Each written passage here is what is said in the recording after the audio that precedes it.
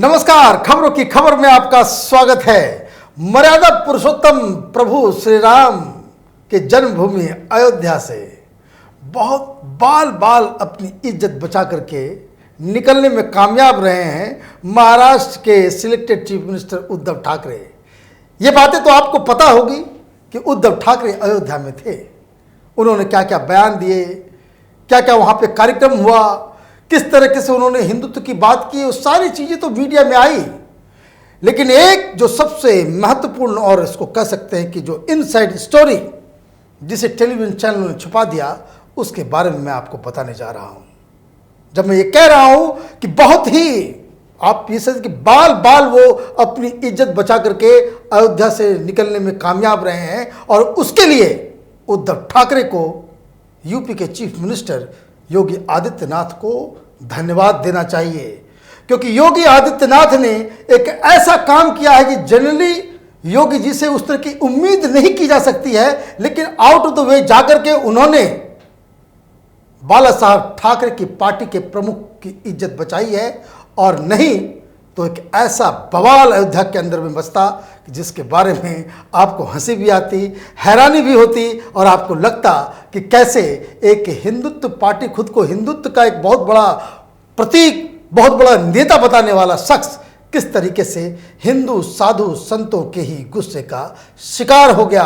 अयोध्या के अंदर बड़े बड़े संत, बड़े बड़े जो हिंदू धर्माचार्य हैं, वो पानी पी पी कर उद्धव ठाकरे को कोस रहे थे, उन्हें श्राप दे रहे थे, और उनके गुस्से से इसको आप कह सकते हैं कि योगी जी ने बहुत ही बहादुरी के साथ उद्धव ठाकरे को बचा लिया। अब ये कहानी क्या है, इसको जरा डिटेल में समझते हैं।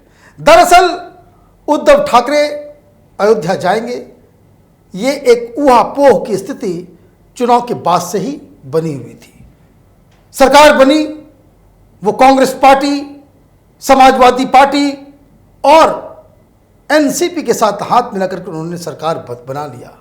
लेकिन उसके बाद उन्होंने ये घोषणा की थी कि 100 दिन के बाद जब उनकी सरकार की 100 दिन पूरा होगा वो अयोध्या जाएंगे। लेकिन अयोध्या से जो खबरें आने लगी वो उद्धव ठाकरे उससे परेशान हो गए। परेशान इसलिए हो गए कि वहाँ बड़े बड़े संत, बड़े बड़े धर्माचार्य उद्धव ठाकरे के लिए ये चाह रहे थे कि उन्हें अयोध्या के अंदर पैर भी नहीं रखने देंगे। आपने सही सुना कि बहुत सारे बड़े बड़े हिंदू महासभा और बड़े बड़े जो वहाँ पे जो संत और महात्माओं का जो वहाँ पे पूरा जत्था है, उसका एक बड़ा वर्ग ये चाह रहा था कि उद्धव ठाकरे को भगवान श्री राम की जन्मभूमि के शहर के अंदर दर्शन तो दूर, शहर के अंदर ही नहीं घुसने दिया जाएगा, और उनका विरोध शहर के बाहर ही शुरू कर दिया जाएगी ताकि वो अंदर ना घुस सके। जब इस तरह की रिपोर्ट आई तो योगी जी नाराज हो गए, तो योगी जी परेशान हो गए कि ये कैसे, इसका क्या उपाय निकाला जाए।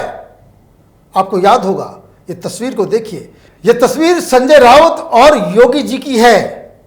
ये उद्धव ठाकरे की जो विजिट थी उससे पहले संजय राउत मुख्यमंत्री जी से मिले और उन्होंने बताया, और वहां उन्हें बताया गया कि कुछ दिक्कतें आ रही हैं, बहुत सारे संत नाराज हैं। लेकिन योगी जी ने बाकायदा उद्धव ठाकरे और संजय राउत को यह आश्वासन दिया कि आपने यात्रा तय किया है, आप एक डेजिग्नेटेड चीफ मिनिस्टर हैं, बाला साहब ठाकरे के सुपुत्र हैं। वैसे बाला साहब ठाकरे जिन्होंने इस राम मंदिर के आंदोलन में एक अहम भूमिका निभाई थी, तो इसलिए आपके रास्ते कोई भी आएगा वो बाधाओं को जो है वो खत्म कर दिया जाएगा। और इसलिए जब ये पहुंचे, अदरवाइज उद्धव ठाकरे की जो बेइज्जती होती अयोध्या के अंदर, वो आप उसका इमेजिन नहीं कर सकते हैं। लेकिन योगी जी ने 4 बड़े बड़े संतों को, जो इस पूरे उद्धव ठाकरे के खिलाफ जो मुहिम जो वहाँ चल रहा था, जो विरोध प्रदर्शन होना था, जो उन्हें रोकना था, उसके जो 4 मुख्य लीडर्स थे उसको घर में ही नजरबंद कर दिया। उनके नाम हैं, ये हनुमानगढ़ी के पुजारी राजू दास, बड़े महंत हैं ये, तपस्वी छावनी के महंत परमहंस दास, हिंदू महासभा के जिलाध्यक्ष राकेश धर मिश्र, और खाक चौक के महंत परशुराम दास, ये बड़े बड़े महंत हैं। और इन लोगों को घर में ही नजरबंद कर दिया गया। कुछ तस्वीरें हैं, आप उसको देखिए कि किस तरह से उनके घरों को छावनी में बना दिया गया और सारे लोगों को कह दिया गया कि उद्धव ठाकरे बाला साहब ठाकरे के सुपुत्र हैं, इसलिए उनके आगमन, उनका विरोध ना किया जाए। लेकिन मसला यहीं पे खत्म नहीं हुआ, क्योंकि जो प्लान बनाया गया था शुरू में कि वो रामलला का तो दर्शन करेंगे ही, उसके बाद वो शाम में सरयू किनारे जो आरती होती है उस आरती में भी वो हिस्सा लेंगे। लेकिन पब्लिक की नाराजगी और ये सारे रिपोर्ट्स जो आ रहे थे, लोग जो जिस तरह से नाराज थे, जिस तरह से पूरा संत समाज इनसे भड़का हुआ था, इसलिए कोरोना वायरस का बहाना बनाकर उद्धव ठाकरे को एक इज्जत, इसको पैसेज दिया गया और वो वहां से अपना वापस मुंबई चले गए। अदरवाइज अगर वो आरती में शामिल होते तो काला झंडा और नारेबाजी तो होती होती अलग, और वो वहाँ भगदड़ मस्ती सो अलग। कहने का मतलब ये है कि योगी जी ने तो इज्जत उनकी बचा ली, लेकिन सवाल ये उठ रहा है कि आखिर ये सारे बड़े बड़े संत हैं, हिंदू महासभा ऐसा संगठन अयोध्या में काफ़ी सक्रिय है, इतने सारे सब लोग उद्धव ठाकरे के खिलाफ क्यों चले गए? तो खिलाफ जाने का सबसे बड़ा कारण यह था कि जिस दिन उद्धव ठाकरे ने अपने पुत्र मोह और सत्ता के लालच में आकर अबू आजमी को गले लगाया था, समाजवादी पार्टी का जो महाराष्ट्र में अध्यक्ष है, जो चीफ है, सबसे बड़ा लीडर है, उसको जिस दिन उन्होंने गले लगाया था, अयोध्या के अंदर लोगों का गुस्सा जो है वो 7वें आसमान पे पहुंच गया था, क्योंकि ये वही पार्टी है, वही लोग हैं जिन्होंने कार सेवकों के ऊपर गोलियां चलाई थी। और इसलिए उद्धव ठाकरे अचानक से एक ही झटके में, और मैं आपको बता दूं, उद्धव ठाकरे या बाला साहब ठाकरे या शिवसेना का कोई बड़ा लीडर अयोध्या जाता था, यही संत, यही जो धर्माचार्य हैं, वो बाकायदा उनकी इज्जत के लिए आगे आते थे, सबसे कितना ज्यादा मानते थे, मान सम्मान दिया करते थे। लेकिन सिर्फ आपने सत्ता की लालच में आकर के जो आपने खोया है उद्धव ठाकरे साहब, वो उसका जो है वो परिणति वो नजर आ रहा है। अब जरा महंत परमहंस दास ने क्या कहा वो सुनिए, उनका बयान आया है। उन्होंने कहा कि उद्धव ठाकरे को अयोध्या नहीं, अब मक्का मदीना जाना चाहिए। अगर वो अयोध्या जाते हैं तो उनके काफिला को अयोध्या के प्रवेश मार्ग पर ही रोक लिया जाएगा। ये थ्रेटिंग पहले ही दे दी गई थी, और ये सब बातें मीडिया में पता नहीं टेलीविजन चैनल वालों को क्या हो गया है, वो दिखाते नहीं इस तरह की खबरें।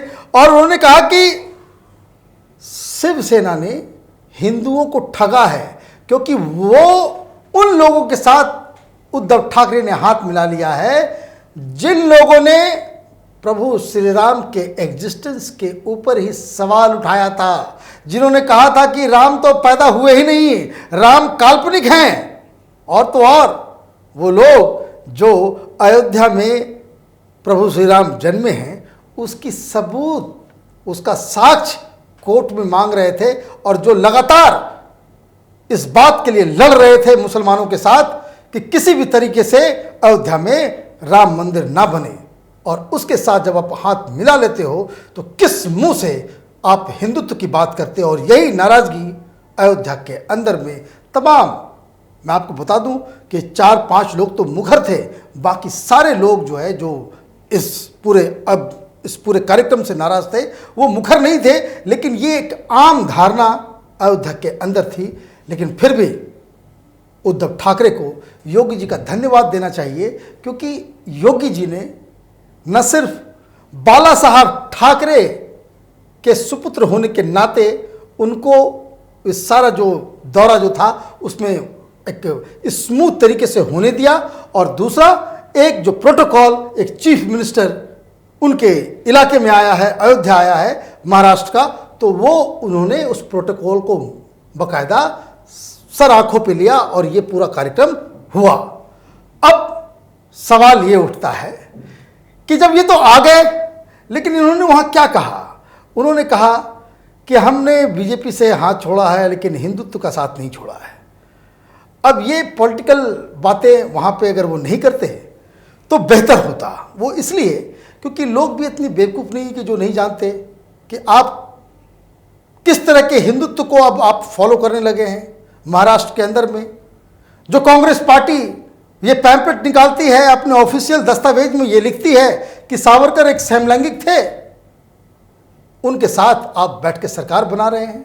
तो आपका हिंदुत्व क्या है, शिवसेना का हिंदुत्व क्या है, ये शिवसेना को बताना पड़ेगा।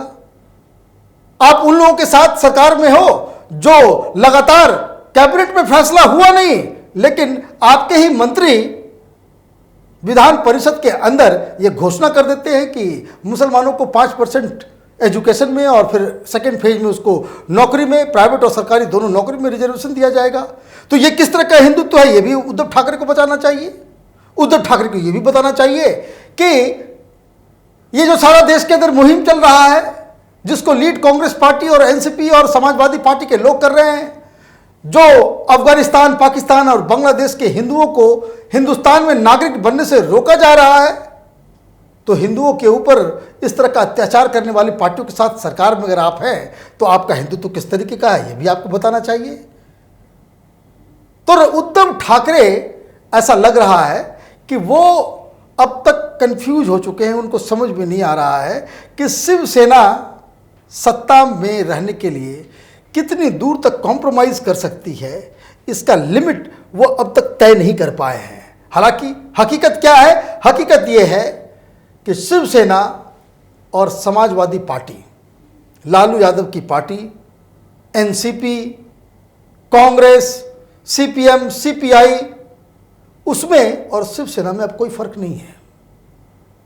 अब जिस तरीके से महाराष्ट्र के अंदर मुसलमानों को रिजर्वेशन देने की बात की जा रही है, जिस तरीके से हर वो मुद्दा जो बाला साहब ठाकरे के लिए सबसे प्रिय हुआ करता था, उसकी तिलांजलि इन लोगों ने दे दी है, उसके बाद भी हिंदुत्व की बात करना बेईमानी है।